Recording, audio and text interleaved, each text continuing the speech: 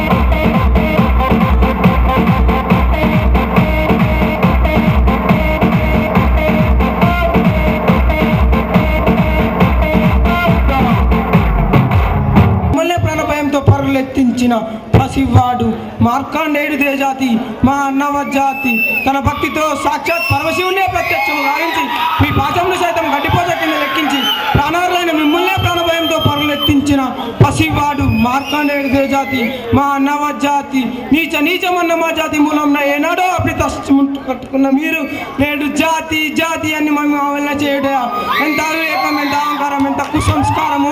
నేటి నుండి దేవుడు అదుగుడు నరుడు అన్న కించ భావాన్ని పూకటి వేలతో సైతం ప్రకలించి వేసదా. మొక్కులు పొందే ముక్కోటి దేవతలు దిక్కులు లేని అష్టదీపాలకులు మన నరుడు రక్షించే విధంగా సింహాసనం అధిష్ఠించదా. స్వర్ణ మణిమే రత్న ఖచ్చితాలంకృతమైన ఈ సభా మందిరమున భూతల పరిరక్షణ ధర్మలీనమైన ఈ ఔరవమున సర్వదా శతదా సహస్రద పాప పంకిలమైన కులం మత జాతి కూపమును సమూలంగా శాశ్వతంగా ప్రక్షాళన గావించదా. నీ డౌట్స్